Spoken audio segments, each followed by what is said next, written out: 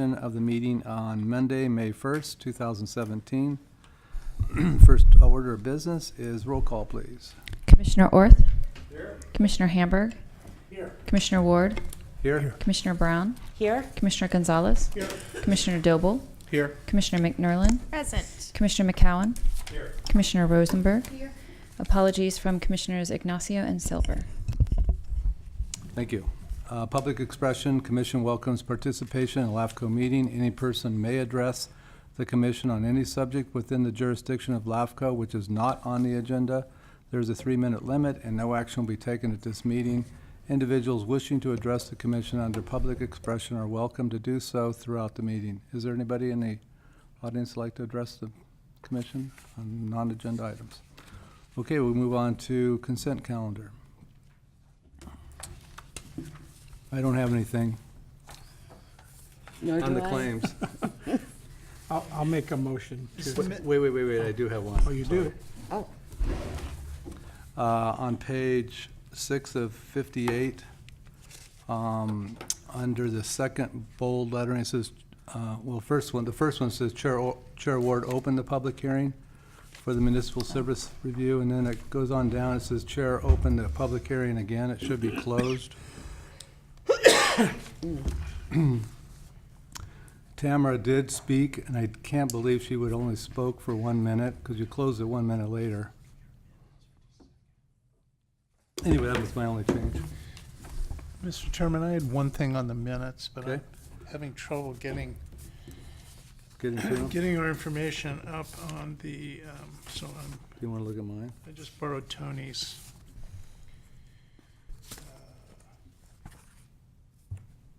Yeah, it had to do with the Anderson Valley. Conversations we had? Yeah, so we're on page 4. Commissioner Hamburg complimented the staff. Commissioner Hamburg noted for the record.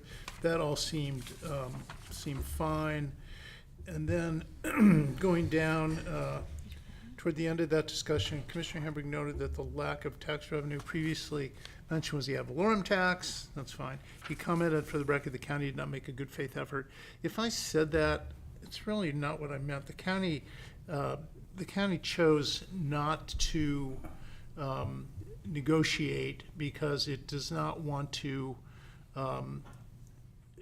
set a precedent for negotiating on property taxes with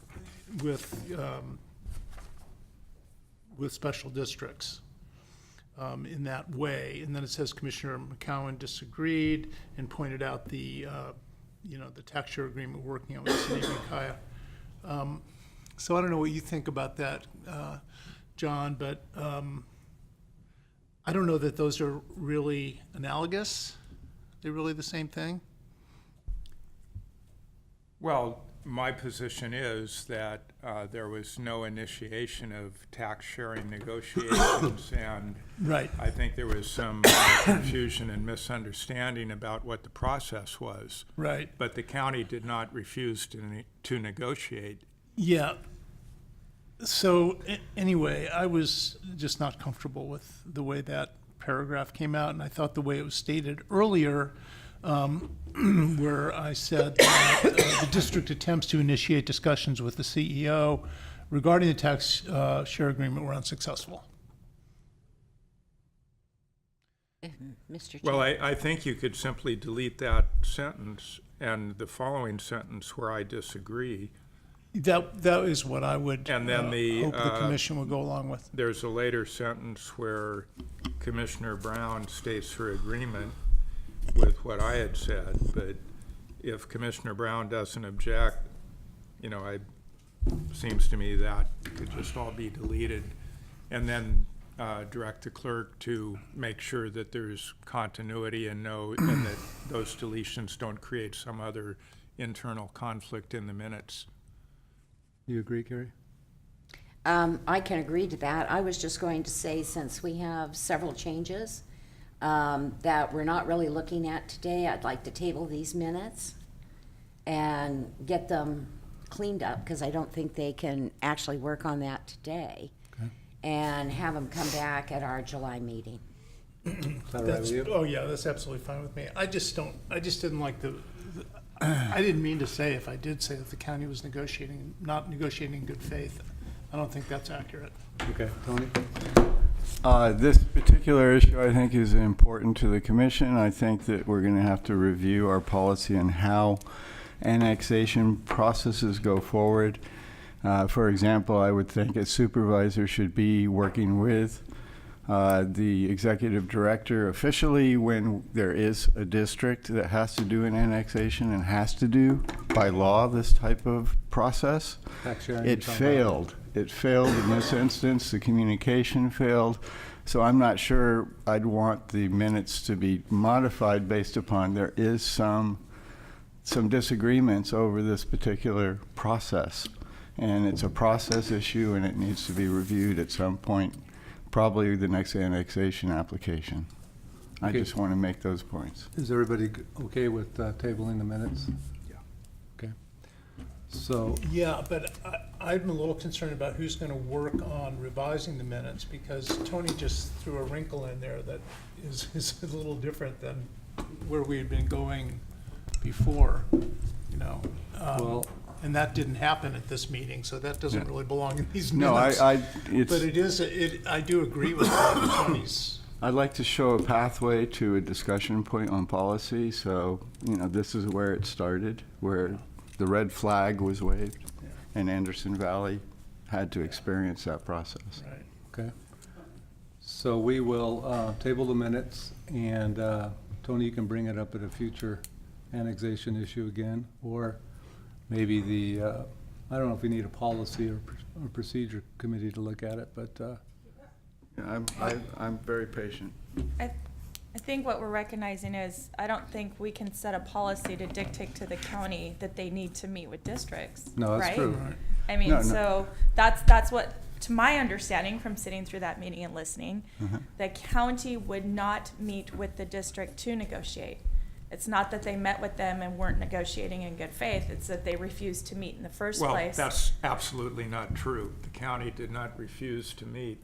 It was only late in the process that the district sent a formal letter to the county requesting to meet, and then in that same week said, we're dropping the annexation. So it was my understanding, how I heard it from the district, I'm just saying this is how this is my truth, okay, is that they were unable to meet with the county when they wanted to. And that's how I understand where the breakdown is. So I don't know how that should be reflected in the minutes, but sitting here through the meeting, that's how I understood it. And I think maybe, did anybody else understand it I like think that? I think it was tackled in the minutes with regard to what the chief had to say and all. It's in there. Yeah. Carol? That's what I heard as well. Yeah. I heard that they were unable to meet with the county, so that, I don't know if the county was unwilling or they didn't go through the right procedure, but the point is, we need to make it clear as the LAFCo what the procedure is, so that in the future, it doesn't happen to other special districts again. Don? We can't be responsible for the perception of the district. They obviously had the perception the county was refusing to meet with them. There was no procedure followed that would have officially notified the county that they needed to start a tax share negotiation with the district. Two issues, the minutes, tabling the minutes, they will come back. I would suggest that perhaps with the approval of the commission, Chair Hamburg and I could work with the clerk to see what changes might be appropriate to address the concerns that have been expressed today. The second issue, I think, the issue of what LAFCo should do when an annexation is being proposed should be referred to the Policy and Procedures Committee. And the LAFCo cannot set a policy for the county, but LAFCo could adopt a policy that says we have received an application for annexation from X entity, and in order for that annexation to go forward, there would need to be a tax sharing negotiation. So some method of formally notifying the county that this is on the table. Because that didn't happen prior to, I think it was March 7th, when the district sent a letter to the county, and LAFCo, I think, met a few days after that, or even before, and the district, by the time the letter got sent, the district had already decided not to go forward with the annexation. Now, it's true, anyone on LAFCo, any of the supervisors could have been working more closely with the county, but that never happened. A discussion with the auditor or the tax collector is not a negotiation over tax sharing. That would have to happen through the Board of Supervisors and the Executive Office. So anyway, that's my suggestion. Refer that issue of what LAFCO should do when it gets an annexation proposal to Policies and Procedures, because we don't want this situation to occur again in the same way, certainly. But I just heard from Dan that the county does not want to set a precedent of having tax sharing agreements with the districts. So wouldn't the letter be? There's no policy by the county not to have tax sharing agreements. We're actually have a committee to negotiate a tax sharing agreement with the city of Ukiah right now. Okay. Kevin. Just one comment. My understanding of the minutes is simply just a reflection of what was said in the meeting, and the intent, sometimes the intent can be corrected in other ways. I don't know what is achieved by tabling the minutes and going back and fixing things unless there's some clarification on still recognizing maybe what was said. If the minutes are incorrect, then they're incorrect, we fix them. But if that's what the minutes reflect and they are correct, I don't know how to resolve that. It's simply just a record of what was said. I don't know if it really speaks to intent, because the action that was taken and the discussion on that item would reflect what the outcome is. Well, we have a couple of suggestions here. How do you want to proceed? Jerry, you got a comment? I was gonna say, let's table them so they could be cleaned up, but I agree with Kevin. I mean, it is what was said, and, we clean them up and bring them back in July. Well, Dan, I'm not saying that's what was said. If it No, wasn't said, it should be corrected. If No, it- no. that's what Dan said. He didn't Yeah. really mean it that way. Is that How correct? I don't know that I said it, and if I did, I think it was, it was not what I meant. What I meant was that there was not a procedure in place to make this happen in a rational way. And it became very frustrating. And obviously, this is a difficult issue. Here we've been talking about it for, 5 minutes. And, there's a lot of, concern. And I know there's a lot of concern in Anderson Valley about the way this whole thing happened. We were dealing with 2 different EOs during the time. Uma could speak, I think, at some length about how difficult it was to work this out. We actually did have a meeting. The EO chose not to participate in the meeting because there wasn't a clear process in place for that to happen. So I don't know. I agree with Commissioner McCowan about referring this to P&P so we can get some clarity. Teresa? Regarding the minutes, why don't we just have staff listen to that section, and if those weren't his exact words, just take them out, but just double check that was said or not said. Don't interpret the intent, I guess, was what I'm saying, and then just leave it. I don't want to edit everyone's the whole minutes, but maybe take a look at that one statement that he has a concern about, and just do you get what I'm saying? Carrie? And there's also your comment to the minutes. Well, I did say that.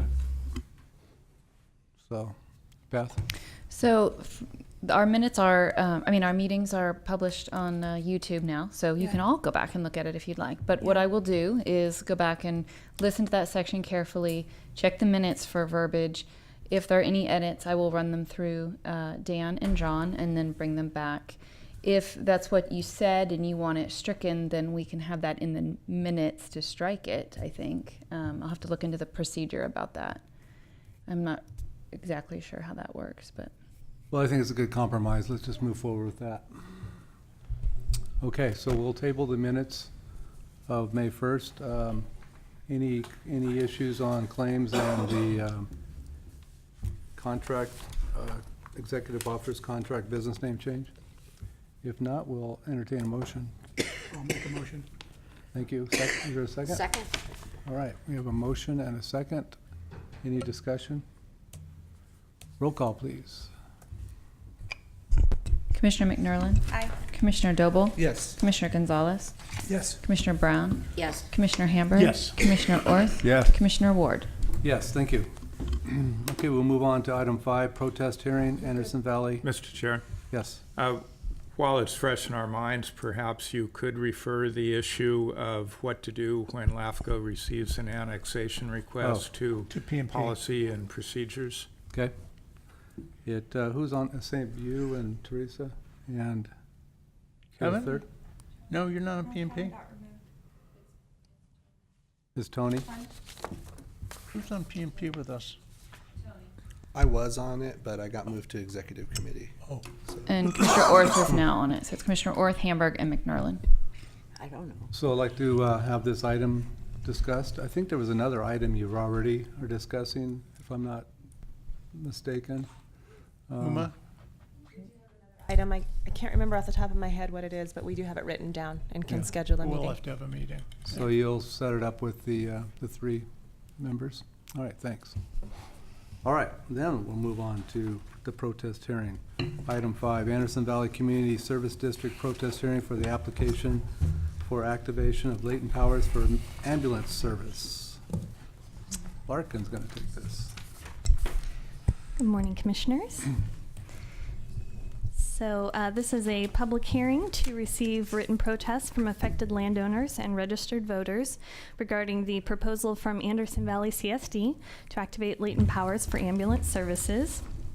For the record, the following is a summary of the Commission's resolution making determinations related to the approval of the Anderson Valley CSD proposal to activate latent powers for ambulance services, which must be presented at the protest hearing prior to the Commission's consideration of any protest pursuant to Government Code Section 57050B. At its May 1st, 2017 regular meeting, having considered all relevant factors and heard all interested parties wishing to speak regarding the proposal, the Commission determined that the proposal was categorically exempt from the California Environmental Quality Act pursuant to SEQA Guidelines Class 20, and that the Anderson Valley CSD proposal to activate latent powers for ambulance services was consistent with LAFCo law and the policies and procedures of the Commission. The Commission therefore approved the proposal per LAFCo Resolution Number 161710, having determined that the affected territory is inhabited and that not all landowners in the territory consented to the proposal in writing. The Commission directed staff to schedule a protest hearing pursuant to the requirements of Government Code Sections 57000 and 57075. As further background, the protest period began May 6th and will close at the end of this hearing. And no written protests have been received to date. I will note for the record that there are protest forms in the back of the room. If anyone, registered voters or landowners are here today, those are available. And the Commission is required to make a finding regarding the value of written protest received and take action either to order the change of organization, require an election, or terminate the proposal by Anderson Valley CSD consistent with the protest thresholds outlined in the staff report. If the Commission orders the change of organization today, the next and final step in the process is filing a certificate of completion with the county's recorder's office. Staff recommends the commission take the following action. If at the close of the protest hearing, it is determined that insufficient written protests were submitted by registered voters and landowners, it is recommended that the commission adopt LAFCo Resolution 161711, thereby ordering the activation of latent powers for ambulance services without an election pursuant to Government Code Section 57075A3. Or if at the close of the protest hearing, staff is unable to verify the results of written protests received and not withdrawn, direct staff to return within 30 days with written results related to the value of all protests received. And that concludes my presentation. Be happy to answer any questions. Any questions for Larkin? Correction, is the resolution number correct? Because it's written here in the agenda packet as 161710. That was the original one. Oh, so from last 11 meeting. is the replacement. Okay, This is the thank you. replacement. There is one after that. Yeah. That's the correct one. Okay, thank you. Good job. So I'll open up the public hearing at 9:23. This is a public hearing to receive written protests from affected landowners and registered voters regarding the proposal from Anderson Valley Community Service District to activate latent powers.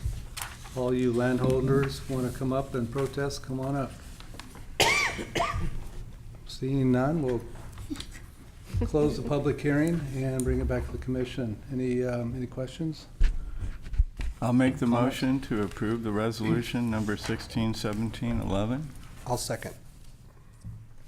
Thank you. Any other discussion? All those in favor say aye. Aye. Opposed? Hearing none, so pass. Good luck on the, You're in business. you're in business. I hope that was timely. Okay, we'll move on. I have a request of the commission. Before we get into our public hearing on our budget, do we want to talk about the basic service contract dollar increase from our EO and the request for Anderson Valley CSD application fee reimbursement, which may have a bearing on our budget? Or do you want to just go right into the budget? I think that since they are here, maybe we could Okay, take care of those two things. That would, it makes sense to me anyway. Yeah. is that all right then, to move up? Oh, absolutely. Okay, we'll go to, item 8, request for authorization to exceed the basic service contract, $4,500. Uma? Thank you. So for this fiscal year, we had budgeted $65,680, with $21,600 of that specified for the clerk. And as we get to the end of the year, there's about $1,800 remaining in the basic services budget line. We estimate that we'll need an additional about $4,500 to finish out the fiscal year at the current level of service that we're doing. So this is a request for approval to exceed that budget line. Another option would be that we could just really scale back our services for the rest of the year. I wanted to point out that the reasons that we are, I feel that we're over budget is we had a pretty large backlog of project cleanups that needed to be done throughout this year, the Fort Bragg Rural Fire Protection District in particular. We also spent a lot of time correcting and identifying QuickBook entries that were not correct, and we needed to get that to balance. And then we've attended quite a few meetings that had to do with the emergency services, discussions with the Coastal Valley EMS and the County Department of Health and Human Services and the Fire District Association.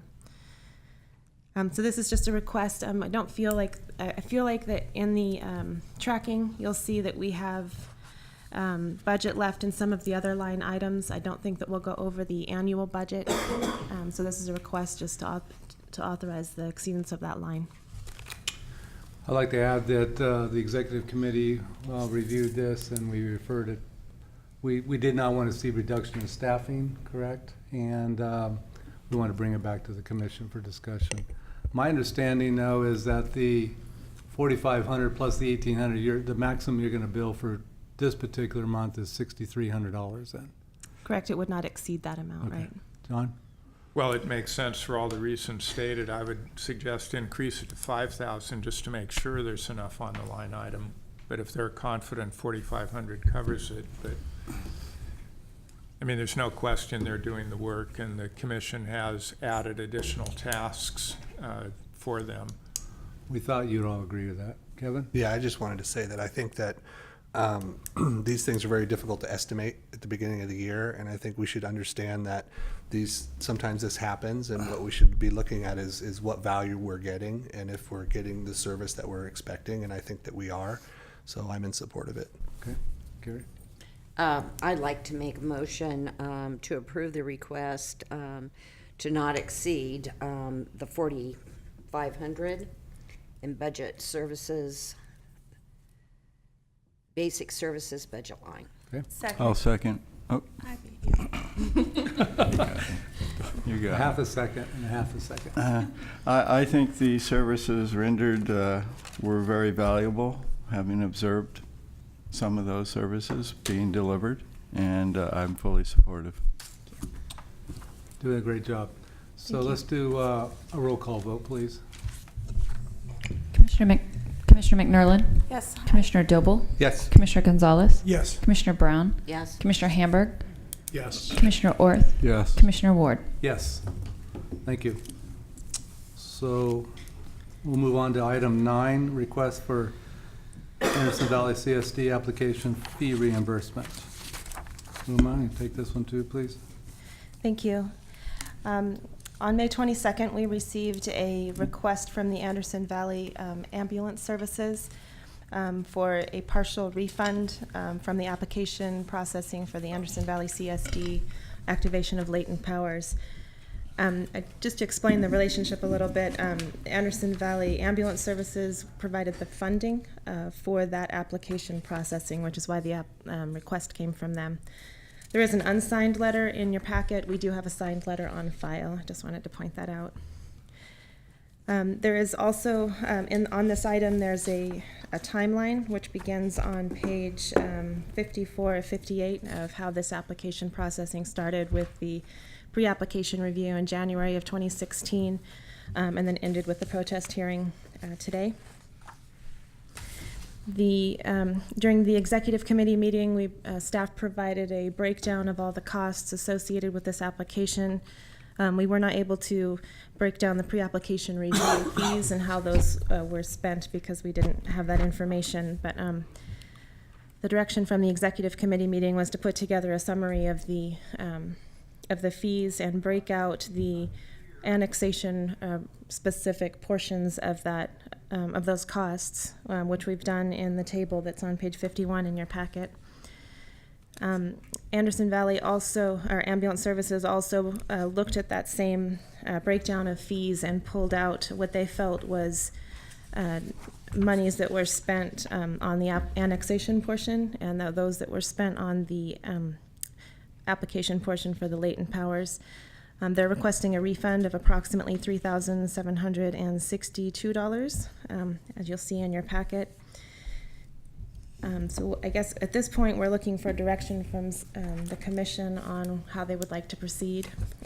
Staff did put together some suggestions for an adjusted cost, which was about $1,682. We pulled out the research portion, which was $520, and the annexation specific portion that we felt was solely related to the annexation part, and that was about $1,162. Not included in this table during this month, what would normally be charged for an application was about $780 of additional time for the staff report, putting together the protest hearing packet, and the public noticing for that. There's also a $50 recording fee with the county for the certificate of completion that would typically be charged to the applicant. So I put together some numbers just to update this. With the May charges, we estimate a refund of approximately $1,921. But that does, that's different than what the district is requesting. So I'm happy to answer any specific questions about this. Yeah. I'm sorry, Uma, you just said 1,900 and what? Well, the suggested adjustment was 1,682.50. Right, They deposited a total of 7,500. That's Right. both the application and the pre-application. right. So with this month's fees, there would be a total refund of $1,921. Okay. But we're still about $1,800 difference between what we think we should refund and what the district thinks should be refunded. Correct. And to me, just, looking at the letter by the treasurer of AVAS, the key sentence to me was that the CSD would not have applied if they had been properly informed regarding the necessity of the annexation to go along with the latent powers. So what's our response to that? I could understand a request for reimbursement of the pre-application fees. It seems that pre-application process, it was not incorrect in that the best path forward would have been annexation, but because they were not able to because the annexation tax share agreement did not appear that it would have been cost effective, then we worked with our council to come up with another option, which was to not include the annexation. Right. But the district's understanding from the pre-application process was that annexation would be required for the activation of latent powers. And they were so informed by our previous EO. Yes. Correct. Is that correct? Yes. John? What documentation do we have? The district was informed that annexation was necessary because on the face of it, everyone, I would think, would realize annexation would not be required for a district to activate latent powers within its current territory. So this is something that's being said. I'd like to see the documentation that the district was told they had to annex a wider area. I frankly doubt that that would have been said. Tony? My response would be that follow-on discussions with the emergency, the agency that does the ambulance service areas, and LAFCo and the district disclose that ambulance response areas don't require an annexed territory, that the area of service is by need, and that they'll be so dispatched. I think that's the area of confusion that led to the prior EO requiring an annexation process. And there was a misunderstanding in the way actually ambulance service is provided versus fire service. So. Teresa? I think many conversations take place regarding this, and I don't think it's appropriate to require every conversation to be documented on paper in order to verify something.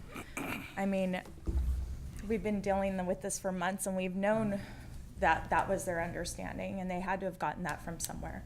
Whether our policies aren't clear, whether it was our last EO that wasn't clear, I just don't think it's fair to require something in writing when we know that our staff and the previous EO have many, many conversations about applications and annexations and everything else over the phone.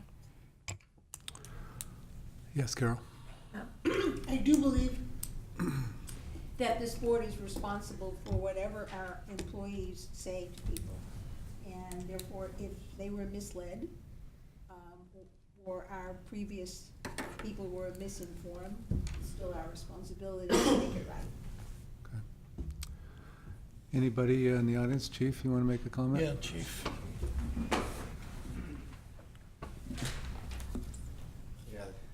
Andres Avila, Anderson Valley Fire Chief. Simply what I want to say out of this is, this is kind of a small issue in the overall issue. I didn't get to speak on the last topic we went over. I think the overwhelming kind of issue at hand here is the user doesn't understand the process to go through. We clearly have been putting out the appropriate effort to try to get this done, try to, rectify the issue at hand, and we've been stumbling along the way.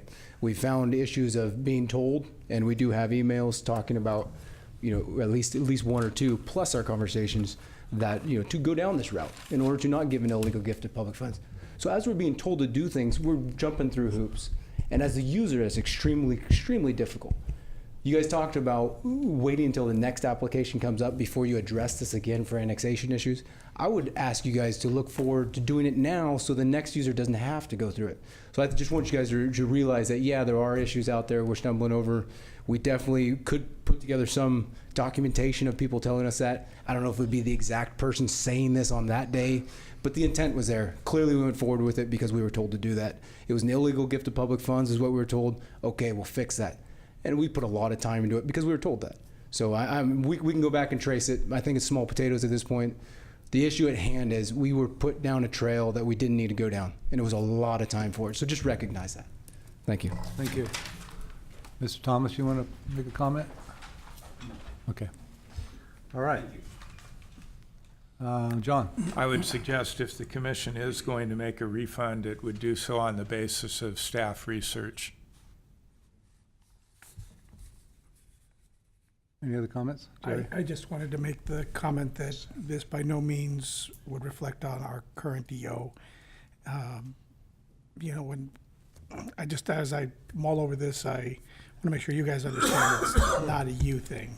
Thank you. I mean, I'm just looking at what's fair for the users out there. That's where I've been kind of wrestling with this. Thank you. That's my problem too, is we've had a lot of EOs and we're not getting that institutional knowledge and consistency. And hopefully you stick around for a while and continue to do the job you're doing. It really helps because we don't know what has happened. We've had some issues like this in the past. Teresa? I'm gonna throw a motion out for reimbursement of $3,761.57. Okay, we have a motion. Is there a second? Yeah, I'll second the motion. All right, any more discussion? Well, we have a motion and a second. Roll call, please. John, did you have a comment? Well, I do have a comment. We do hire our EO based on her expertise and knowledge. And again, I think any refund should be based on her determination of what costs are associated with the annexation and what costs are not. To go beyond that is a gift of public funds. Okay, thanks for the comment. Let's go ahead and, I have to agree go ahead. with that. You have to agree with it. I just wrote gift of public funds. It's like all of us are responsible not to allow that to happen. And while I really would like to reimburse, I'll have to vote against the motion. Okay. And, Mr. Chairman, the reason I seconded the motion, first of all, I agree with Teresa that there's not always full documentation of everything that goes on between our staff and applicants. But the main thing is what I've heard from Chief Avila, and this is not the first time I've heard it, that it was their understanding and that they got that understanding from our staff that this was the proper way to go about the invoking of latent powers, was to go down this annexation route. And it turned out to be a rabbit hole. And I think that is our responsibility, whether that's written down or not. I do happen to believe, Chief Avila, that if we require him to document it by email traffic between staff and himself, that he can do that. But I just kind of want to put an end to this issue. I think we've talked about it now for many months, and I think the annexation route was incorrect, and I do think we bear some responsibility for them having gone that direction. So that's why I'm supporting the motion. Okay. Well, one last comment. The issue now is the correct amount of the refund associated Correct. with annexation, And not I whether it agree should with be that. made. Well, we have a motion with the full amount. Kevin? Just some additional discussion. It's my point of view that I kind of agree with both sides here, but when I looked at this, one of the things that I looked at was how do we point to this is what we're refunding and why, and we have two opinions, but my opinion is we should add the cost, the actual cost of annexation into the $1,682.50, which would total a refund of $2,845, and I would support that, but not more than that. Okay. Well, we have a motion, and we'll see where the first one goes. I'm going to call for the, I was you have just one saying- more comment? well, yeah, sorry. Would the maker of the first motion amend to that, or do we have to let this one die and then come back? Well, that's up to the maker. I'd Commissioner like to see McNerlin. this one get voted down before I do something else. Yeah. Okay. If that's what the commission chooses to do. Okay. All right. We'll do a roll call, please. Commissioner McNerlin, Aye. Commissioner Doble, No. Commissioner Gonzalez, No, Commissioner Brown, No. Commissioner Hamburg, Yes. Commissioner Orth, Yes? Commissioner I Ward. knew it was going to come to me. My first one. That's why you vote last. I'll vote no. All right. Kevin, you want to make a new motion? I'll move we approve a refund or an adjustment, include the actual cost for the annexation line item to equal a total amount of $2,845. I'll second his motion. Any discussion? All right, let's do a roll call on this one, please. Commissioner McNerlin, Yes. Commissioner Doble, Yes. Commissioner Gonzalez, Yes. Commissioner Brown, Yes. Commissioner Hamburg, Yes. Commissioner Orth, Yes. Commissioner Ward. Yes. Just to clarify, that was all I. Those Trying to all keep ayes, up. yes. Okay.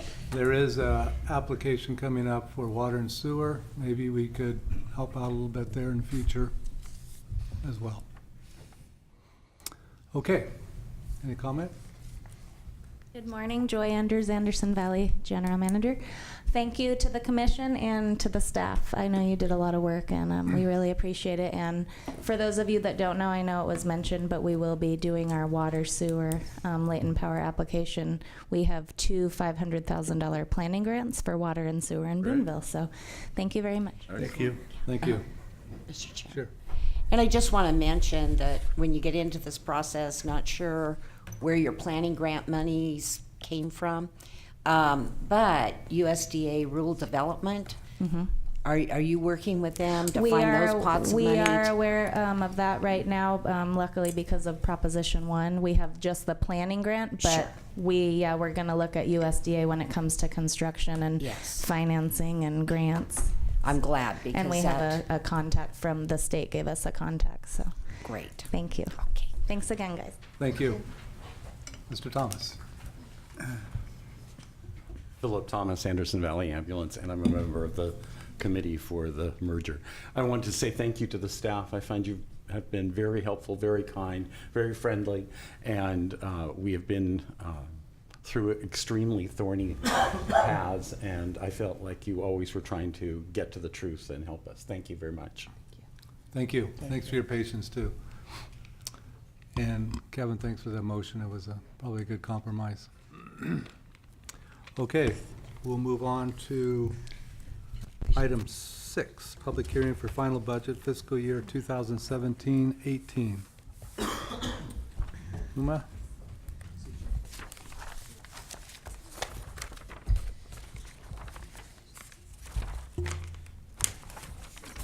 Whoops. So this was item 8, the budget? Yes. Sorry, I missed that. Okay, thank you. Where are we? Oh, 6, item 6. Item 6. Okay. Okay, so on April 3rd, during the LAFCo meeting, the commission approved the preliminary budget for the next fiscal year, 2017 to 18. That was routed out to the districts, the city, and the county. No comments were received. On May 1st, the commission held a public hearing and adopted the proposed budget with no changes. Again, no comments were received. So before you today is the final budget and a public hearing for the final budget. The total is $160,225, which is a reduction, an overall reduction of $10,000 from this fiscal year. We anticipate a rollover of the work plan, which includes the MSRs and SOIs of approximately $20,000 to $25,000 from this fiscal year into the next. And there is a slight change in that with the changes approved today, there will be less than $16,000 rollover from the unallocated funds into the next fiscal year. And I'm happy to answer any questions. A little update. I've looked at our checking account with Savings Bank today. I got a cash update from the county this morning. We currently have $81,198 in those two accounts. If we take out the claims that were approved today, plus assuming the claims are going to be similar next month, and then take out the $1,500 that we hold for the city of Ukiah for their deposit, we'll have a roughly $46,000 in our account at the end of the June 30th period, which puts us in a little bit better position in that we are over budget by $40,000, so we should be in pretty good shape without using our reserves. Now, I'll have another update next month, but that's my crystal ball for today. Oh, that also includes the $4,500 that we approved for our EO and the $2,800 roughly for the refund to the Anderson Valley CSD. Mr. Chair, Yes. just a comment. I think what I wanted to say was, if we approve this budget and as we move forward through the next fiscal year, I want to point to the fact that we have this 5-year work plan. And if it looks like we're going to go over budget or we need to make adjustments, we can look at prioritizing what we do and maybe moving some things around. But we'll still be working towards our goal of accomplishing what we've set out to do. So I just think that an important component to this budget is this 5-year work plan and having a longer view at what we're going to accomplish. So I just wanted to bring that to the Commission's attention as a way of managing things throughout the next fiscal year. Good. Yeah, that was a very important item that you brought up at our executive committee meeting, getting a 5-year view of our SOI MSR updates. And for instance, next year, this next year after this one, it'll drop from 45,000 to 36. So it's going to be a big help. So, any comments before I open up the public hearing? Okay, at 9:48, we'll open up the public hearing for the final budget for fiscal year 2017-18. Is there anybody from the public like to make a comment? By the way, proof of publication was in our packet for this item as well. And you did not receive any comments from the district or? No comments were received. Okay. All right, seeing no one coming forward, we'll close the public hearing at 9:49. Bring it back to the commission. I'll entertain a motion. I make a motion to pass the budget with said amendments to come. Okay, we got a Second. motion and a second. Any further discussion? All right, roll call, please.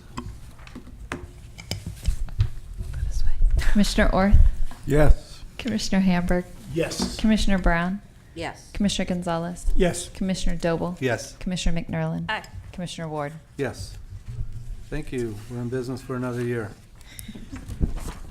Item 10, Special District Risk Management Authority Board of Director election. How about item 7?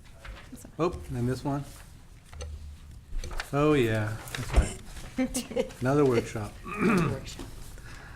Item 7, Public Workshop for Little Lake Fire Protection District SOI update. Larkin is going to present this, but I just wanted to open up with saying that we are working our way through the sphere of influence updates for the fire districts, and this is the first one. We want to thank the Little Lake District for being so responsive and working with us to get this one on the agenda for workshop today. We have 2 others that are close to being done, and we hope to bring to the next meeting in July. But we are running into some issues again with responsiveness. So I just wanted to let the commission know that, and that we may be reaching out to each of you to get some assistance with responses. Okay. Hello again. So, all right, so this is a workshop to introduce the draft sphere of influence update for the Little Lake Fire Protection District.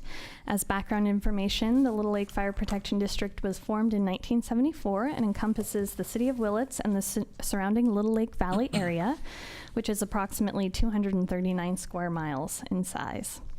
The district was part of the Multi-District Fire Protection Services Municipal Service Review adopted in April of 2016, which forms the basis of information for this SOI update. This draft SOI study includes recent financial information to update the 2016 MSR. Please note that staff is awaiting the fiscal year 2015-16 financial audit report to complete the updated financial summary table that's in the draft right now. The district's SOI is coterminous with the district boundary, and the district has not requested any modification to that SOI. And in this draft SOI update, staff is recommending that the commission affirm the existing coterminous sphere. And again, this is, a workshop, so we staff recommends that the commission take the following action: to hold a workshop on the draft SOI update, provide comments and requested revisions, and direct staff to notice the matter for public hearing once SOI updates are completed for multiple fire protection service providers in order to bring them together for your consideration. And I also want to note that we do have the new fire chief, Chris Wilkes, here, so he can answer questions if you have them specifically for him too. So, and it has been good working with the district so far. And yeah, as Uma said, I'll just echo, we're just trying to get more information from the other districts in moving forward. So that is my presentation. Thank you, Larkin. Chris, would you like to address the commission now, or?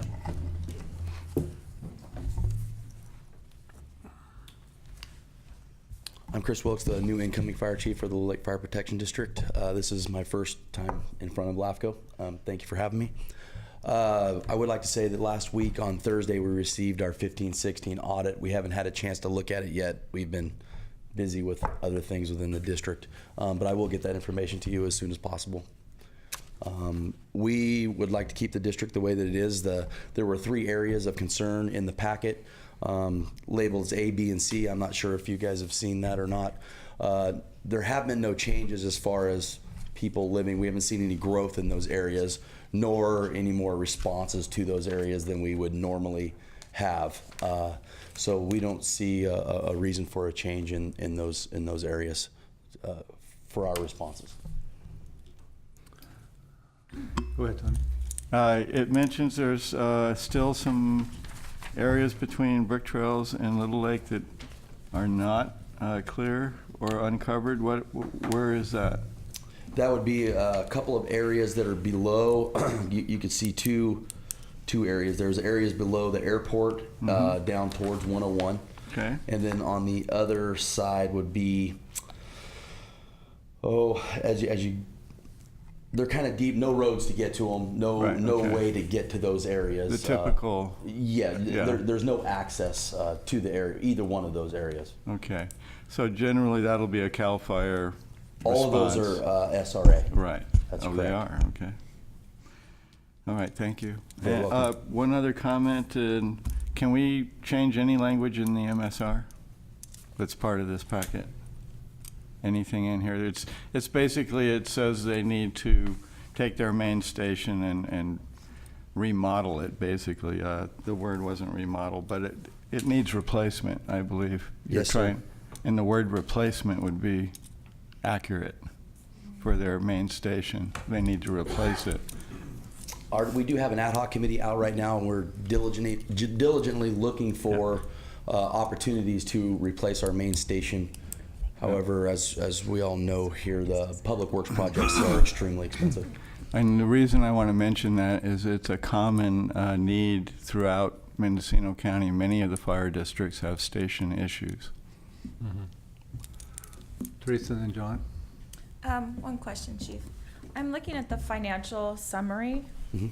and it looks like in fiscal year 14-15, you might have brought on some added staff because your staffing went from about 491 to 751, and you ended the year at a $71,000 deficit. Looks like the previous year, though, you still had some money left over to cover that, but I'm wondering the sustainability of your current staff level. On those budgets, what happens is we go out on strike team. And so it's not additional staff as paid staff on the department. Most of that is reimbursed through the state when we go out. We have to pay our firefighters when they go out on strike team calls. So that's where those costs come from that aren't normally in our budget. So maybe the 70,000 deficit is not reflecting money that's Correct. due to That be money does reimbursed come by the back to us state? through reimbursement through the state. Gotcha. Okay, thank you. John? Thank you, Mr. Chair. As to the rewriting the MSR, they're a snapshot in time. We have enough trouble getting them done once. But I think with the SOI, and I believe staff addresses that issue, but in section 2.2.5.3, the last sentence in that first paragraph, where it says its main station is in need of expansion, you could simply change that word to replacement. That's exactly what I was looking for, yeah. Okay. And so that's the SOI. We don't need to go back to the MSR. Okay. And then I have some comments on the structure of how we do these fire SOI updates, but we can get to that later. Okay. Any other questions for the chief? I do want to point out, again, getting back to station real quick, SOIs and station location are very critical in the way fire districts operate, and I just want to make that point for the record. Okay. So on your 15-16 financials you just received, you haven't looked at them maybe, but did the state reimburse you that particular year? Yes, sir. So you'll be much better financial condition. Yes, 15, and 16. we did go out on strike team that year, so that Okay. we'll kind of see the same sort of Does the thing. state We have pay- been reimbursed. Does the state pay on time? Actually, they've been pretty good in the last couple of years, yes. Is there any more discussion with consolidation with Brook Trails? I have not had any personal discussion with that in any way. Okay. Have you heard anything, Tony? Every time we look at it, it's $1 million, so, and same with police. So we're doing fine, and Okay. I believe you would agree we're doing fine. We're working well together as well.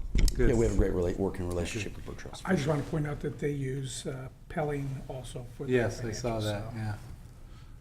So hopefully that'll be updated. Any other comments for the chief? All right, I just, Yeah. I'd like to get other input from other members. So would it be appropriate to put in the MSR on the financial summary, what he explained to us about being, Strike team. right, the strike team and being reimbursed, and so when someone looks at this, they won't make the assumption I made that there was a deficit. or an explanation why there was a loss one year and then the Right, next year they made a pretty good profit. right. Okay. Would that be appropriate for us to note in the MSR? I don't think that's a problem. Okay, thank you. Any questions for us? No, sir. Okay, thank you. Thank you very John, much. do you want to move into what you're, Yeah, I think, or I would ask, we adopted the fire MSRs kind of sequentially, but then put it in one document, and I would suggest the same with these SOIs unless we identify a district that there's a time-sensitive reason they need quicker action, such as if they actually are looking at an annexation or something. I'm guessing in most cases, if not all, they're probably going to be happy with their current boundaries. So in that sense, what is labeled, section 1 here would apply across the board to all of them. So rather than having that repeated 14 times, you know, the way I would envision it, we can adopt these sequentially, but they would ultimately become the fire district SOI update. And so you'd have section 1 would be as it is. Section 2 would actually be Little Lake Fire, and then on through the rest of the fire districts. So I would suggest organizing it that way. And then the key issue is areas of interest, which staff has noted, 3 areas that are adjacent to existing boundaries.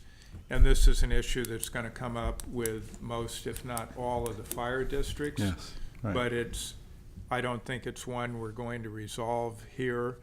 But maybe in the next round of fire district MSRs, that's an issue that could be looked at, because we do have throughout the county areas, and we're all very well familiar with the issue in Anderson Valley now, where they serve areas outside their district. They aren't reimbursed for it. Potentially there's some liability to the district that their personnel are outside the district, and what if something happens inside the district at that same time? And you know, I think it's a statewide rural areas issue that the state has not dealt with. So anyway, it's a, you know, a decades-old issue, and maybe the MSRs would be an appropriate area to try and tackle that next time around. But I don't support making any change here. I appreciate staff noting the areas, and but I don't think we're going to resolve them in this round of SOIs. Okay. Carol, then Karen. My question is that I heard staff say that they're having difficulty getting information from all the fire districts. So I wonder if I can understand the efficiency of putting them all together. However, since some might take a really long time, would there be any negative effect in waiting to complete them all? And maybe accepting each one as it comes due might make better sense in terms of other kinds of liabilities? I'm just asking, because there will be some that will take much longer, and some have more difficulties than others in terms of staffing and finance. So it seems to me that maybe we should take them one by one. I'm just asking. John, you got to rebuttal. To me, the key question, do any of them choose to increase their sphere of influence? Right. And if they don't, you know, having updated information is great, but at some point I think staff could simply set a deadline, and if we don't get the information we're requesting, we would simply go with what we have, and they'll get, you know, their current sphere would simply be ratified. Okay. Kevin? I just wanted to refer to the map, page 46 of 58 in the packet, and what we tried to accomplish in the MSRs was when we had a screenshot of the map and we had adjacent fire districts that showed up in that screenshot, that we actually showed those. They don't have to be in the forefront of the map, but they should be screened back. There should be some reference to the fact that there is either directly adjacent or somewhere in that screenshot another fire district. In this case, you'd have Brook Trails kind of coming right up to Little Lake, and there's probably a little piece of Potter Valley or Redwood Valley that might show up in this. I think it's helpful in context for us to have that, because there is an overall countywide fire district map. I guess it would show the gaps. And it shows gaps. It allows us to sort of understand where those protected areas are. Tony? And that is exactly why I support John and what he said, because it would mean we'd have one big map that would show all the fire districts, their SOIs, and then the uncovered areas.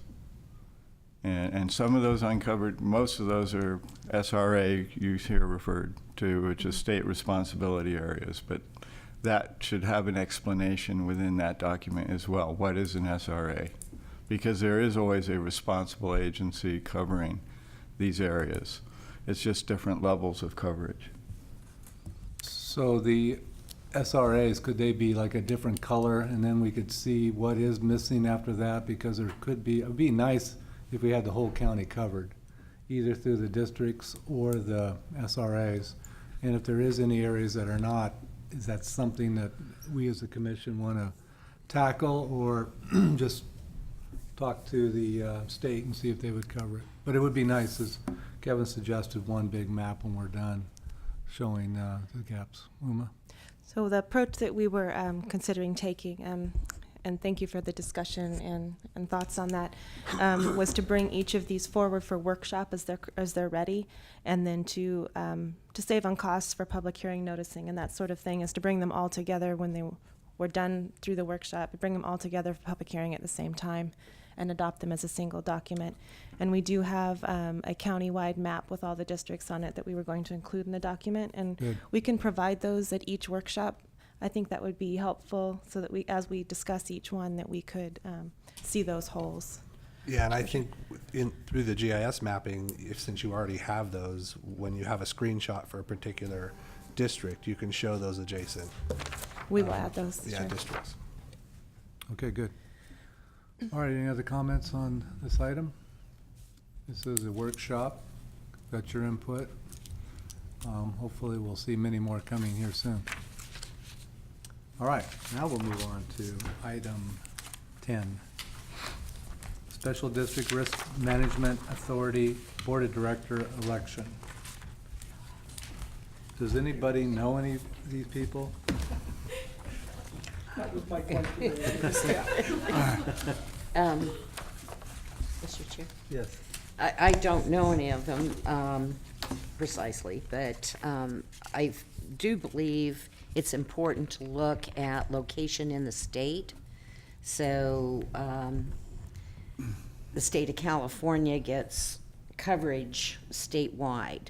And I do see a number of individuals that are Southern California, and the only one that pops out on me, and I'm not sure where Mountain Meadows Community Service District is, but the one that pops out to me is the Bernie Water District, and that's a James N.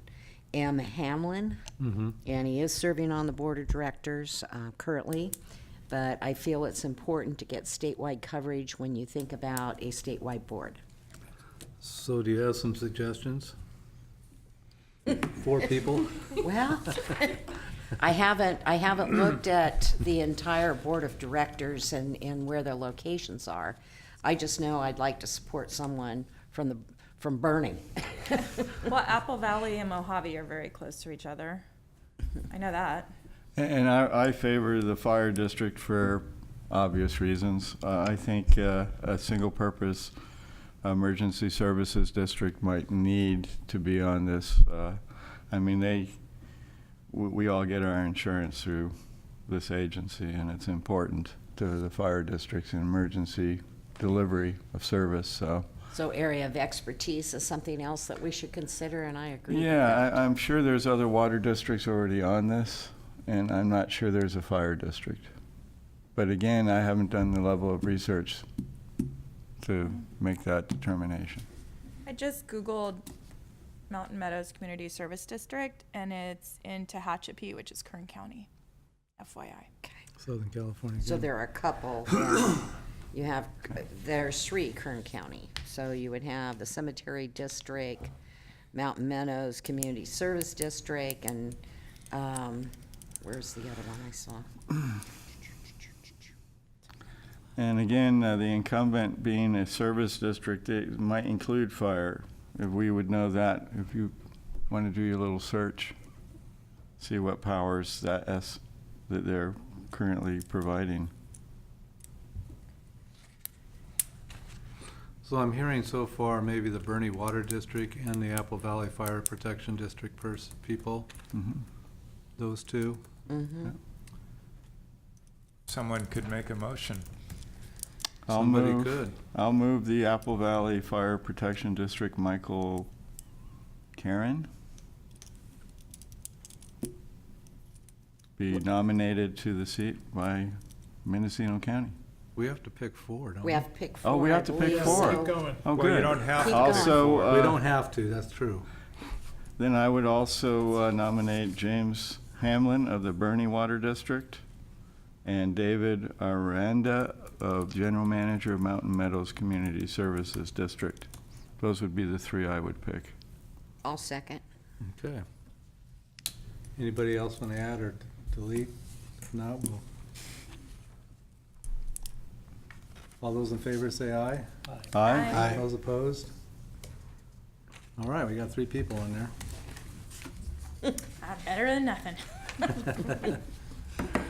All right, I'm not the only one that had an issue with this. that's a tough part of our job, huh? Election strategy by nominating 3, we have a better chance. Yeah, they did have a choice to send out letters or Yes. That's bios or anything, and we received Exactly. nothing, so. Right.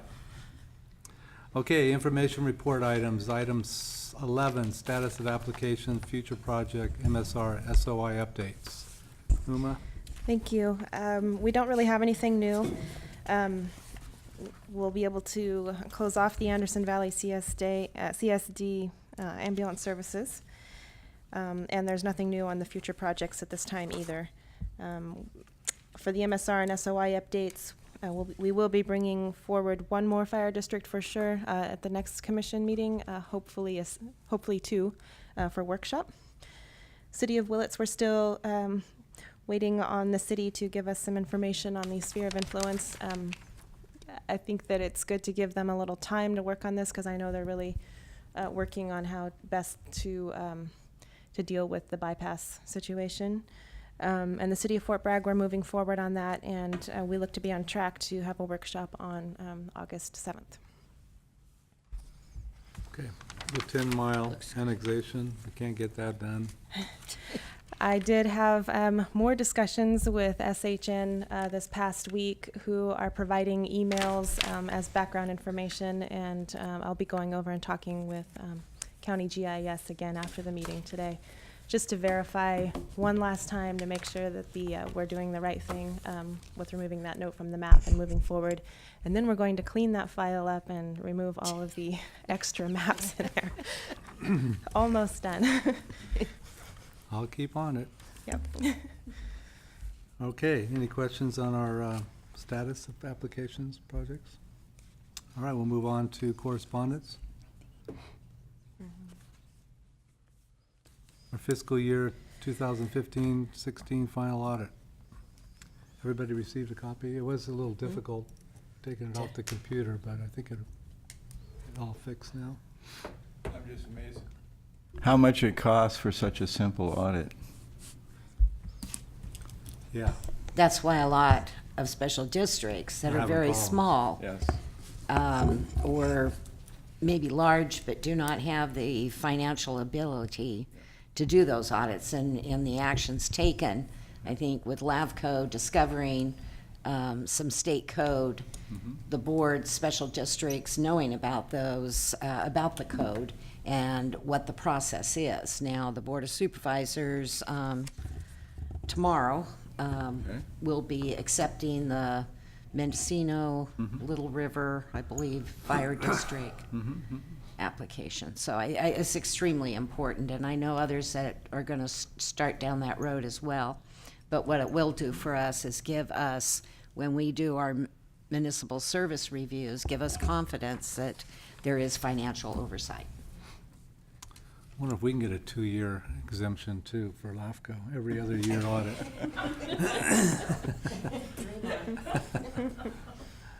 Okay, Cal LAFCO was featured in the March-April edition. This, I guess, just for our information, Uma, about the relationship between the unique entities, LAFCO and special districts. We did receive something in our packet on that, didn't we?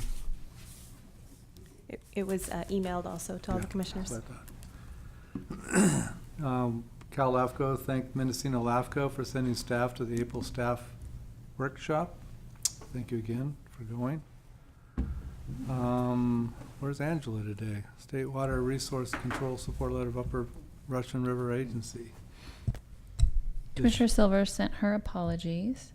This letter was received, it was meant to be addressed to the governor, and there was a misunderstanding, so we just got a copy of it. It was nice to see that they were supporting.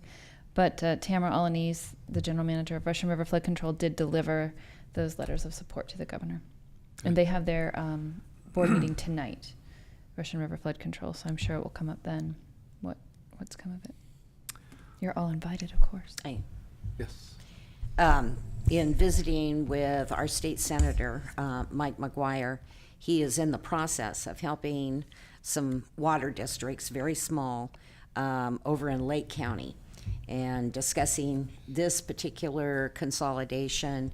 He was very much interested and will engage with the districts and assist because of his relationship based on what they're doing in Lake County, and especially after the big fire. And it's a very important move. So he has said, I want to help, and I think that's really great. We may be setting a really good precedent, through other small counties.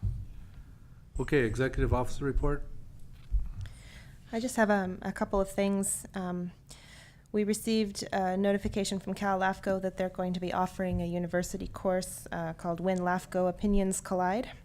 That's going to be held in Sacramento on June 26th, and the registration deadline is the 19th.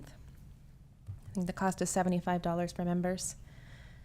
And then also LAFCo has put out a notice that they're requesting volunteers to host the 2019 staff workshop. So I just thought I would let you guys know in case there was any interest in doing that. That's really all I have for the executive officer's report. Okay. We would have to increase the budget if we hosted. Correct. Committee reports. Executive committee met May 5th. I believe everybody got copies of the minutes, I hope. No? Well, they're only in draft. They're only in draft. They haven't been approved for that meeting yet. Policies and procedures have not met, but we have 2 items for them in the future. Commission reports. Angela's not here for her annual JPA update. Anybody else? Kevin. Just one piece of information for our EO. We do have a new planning director for the city of Ukiah, Craig Schlatter. Craig comes from the Community Development Commission. A lot of background in housing and economic development, so I encourage you to reach out to him, and I can have him do the same. Great, thank you. Okay. Beth. I attended the Potter Valley Project Tour and the 2-day Eel River Watershed Tour this over the last couple of months, and I highly recommend them. I know many of you have probably been on them already, but if you haven't, they're free, and they are hosted by the Farm Bureau, Mendocino County Farm Bureau. And the 2-day Eel River trip was phenomenal. I learned so much, and I got to ride with Janet Polly, so I learned twice as much. But each driver that you ride with has, a personal take on all the different things. It's fascinating, and I highly recommend it. Good. Speaking of JPAs, did we give you a pretty good list of all the JPAs that we think there are in the county? We're still working on that. We are still working on that. The deadline for that was supposed to be July 1st, I believe. So as you guys think of these, if you could send us a list, that would be wonderful. I was reading in the workshop thing for Little Lake that there's a JPA between the 2 of you, Brook Trails and, no? Did I not read that? No, we're having discussions, but they're ongoing and long-term. Okay, so there's no JPA yet? No. Okay. Yeah, if you can think of, I sent a couple in, but if anybody think of some more, there's probably more than we'll never even know. There are, and I got, you didn't receive an email from me. You didn't receive an email from me, did you, on JPAs? I don't think so. I know I did get one from Commissioners Ward, Hamburg, and I thought there was a third person. Maybe it was just I knew of a few and added. Because Inland Water and Power Commission. I added that. Okay, and then also the Eel Russian River Commission. Yeah. And that, the makeup of that in the JPA is 4 counties. And I just recently uncovered what created the commission, and it was a JPA. So I've been going over it as a chair, and I'll be looking at being the outgoing chair as of June 8th, because I've chaired it for a number of years now, but I do want to get that information. Do you want the original document as well, or? I believe the way it's written is the formation document. Document, Yeah. Can I ask that you send an email listing what you have already, so, because we'll That's a good idea. see anything you might miss. Sounds good. I know, I think I owe you some too. I asked the city to compile what they have. Okay, great. Carol? Excuse me for being ignorant, but there is no master list of JPAs as far as this county is concerned? I find that rather. There's no oversight. for GPAs. Actually, the history is there was no oversight with JPAs other than to the state of California. And whatever governing body appoints. But the way the law was written for LAFCo, I don't think oversight included JPAs. But the last annual conference I went to, there were a number of issues that occurred throughout the state that brought LAFCo to believe that LAFCOs should account for JPAs, because making the decisions, we had a oops this morning when we think about Anderson Valley. Well, this occurred with LAFCO decisions, not knowing that maybe like the Upper Russian River water agencies had formed a JPA, but yet they were doing municipal service reviews or making decisions for annexations or detachments, but they were not aware of these JPAs that were formed. So, I do understand, but the whole idea that. no, each governing body keeps them, but it's not necessarily that the county talks to the city about all their JPAs, or the city talks to the county, or special districts. It's just, so getting a collection of them is something we need to do. Is there a master list on the state level? I have no idea, Carol. I think that's why they've sent it off to us to engage in this process, because there's a lot of regional JPAs as well. Yeah, Yeah. I understand that. It occurs to me that you have all this organization and no responsibility, so We're still a young Well, state. We're working on it. I wanted to just let you know that our city clerk is working on our list, and I was hoping to have it today, but it didn't come, so we'll try to get that to you. This as has soon to as be done by Okay. July 1st. That's the deadline in the SB 1266, yeah. So, City of Ukiah, City of Willis, we can get that list sooner than later. Okay. I just want- Legislate, go ahead. I just wanted to add one personal thing, that I am finally moving over, and I'll be moving here in August, so. Great. Great. Just wanted to share that. Coming home, Not exactly. the Covelo, is it? For now, yeah. Okay. Legislative update, any? Nothing new. Anything else for the good of the commission?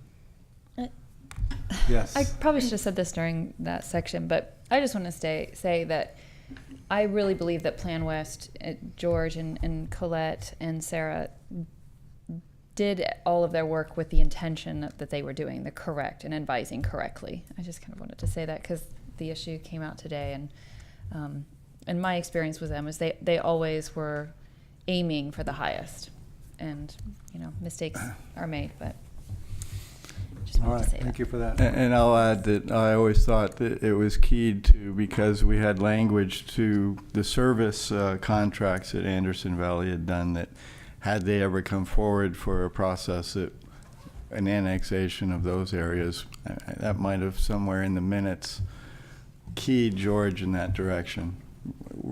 Latent power adoption is new to us. So it is the first latent power adoption this commission has gone through. Well, the P&P committee will bring us up to speed and bring about a good policy on that. All right, we're adjourned. Your mics are still on.